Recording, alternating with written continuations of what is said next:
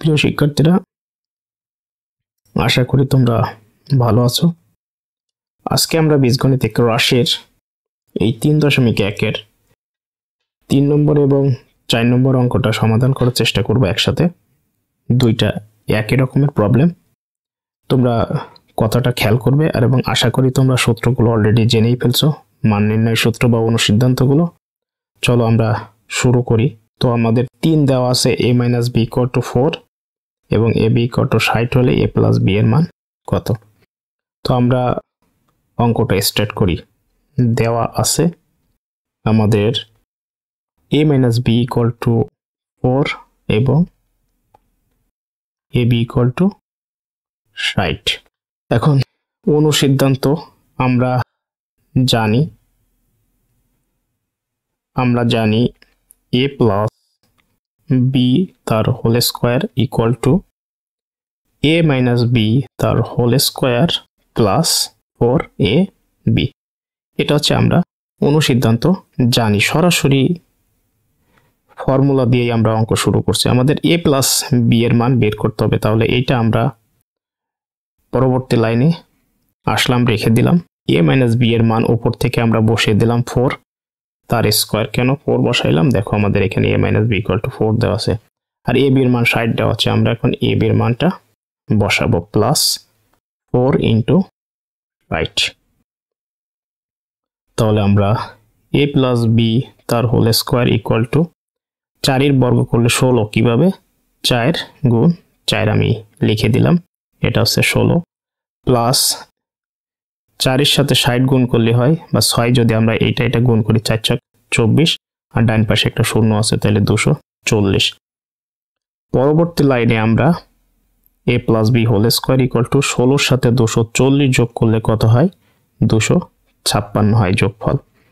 এখন আমরা a + b এর মানটা নির্ণয় করতে গেলে, যেহেতু a + b এর উপর হোল স্কয়ার আছে, সমান চিহ্নের এই পাশে আসলে পক্ষান্তরের নিয়ম অনুযায়ী +-256। এখন আমাকে একটু উপরে উঠে আসতে হবে। তাহলে +-256 হলে a + b = 256 বর্গমূল হচ্ছে 16। তাহলে অতএব নির্ণীয় মান আমাদের 16। একইভাবে তোমরা 2 নম্বর অঙ্কটাও করতে পারবে। আমি 2 নম্বরটা এখানে একটু উঠাই রাখছি, এখানে একটু খেয়াল করো, এই যে শুধু, আর বই তো তোমাদের কাছে আছে। তাহলে এটাও আমরা একইভাবে শুরু করব।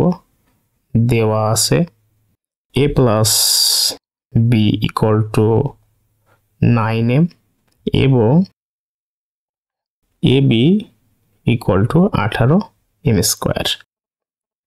আমরা জানি a - b whole square equal to a + b whole square plus -4ab। তাহলে চলো আমরা নেক্সট লাইনে যাই। তো আমাদের a - b হোল স্কয়ারের মান বের করতে হবে।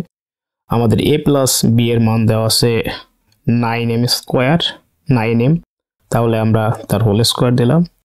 4 × ab এর মান দেওয়া আছে আমাদের 18m²। এই মানটা কই? আমাদের এই মানটা দেওয়া আছে এই, আর এই মানটা দেওয়া আছে এই, আমরা সেই মানটা বসিয়ে দিলাম। তো চলো পরবর্তীতে একটু উপরে উঠে আসি। আমরা a - b হোল স্কয়ারটা এখানে রেখে দিলাম। 9 এর বর্গ করলে 81m², কারণ 9 × 9 81, আর m এর গুণ m = m²। বর্গ থাকলে দুইটা গুণফল তোমরা অবশ্যই জানো। আর 18 সাথে যদি আমরা 4 গুণ করি 72m²। পরবর্তী লাইনে আমাদের a - b তার whole square equal to 81m² থেকে 72m² বাদ দিলে কত হয় তোমরা বলো? 9m²। তো আমরা a - b এবার এই হোল স্কয়ারটা পক্ষান্তরের নিয়ম অনুযায়ী পাশে আসলে +-9m²। তার মানে a - b = +-9m²। 3m কিভাবে রুট ওভার 9 সমান 3 আর রুট ওভার m স্কয়ার আর রুট ওভার কাটাকাটি হয়ে গেল, এটা থাকলো m।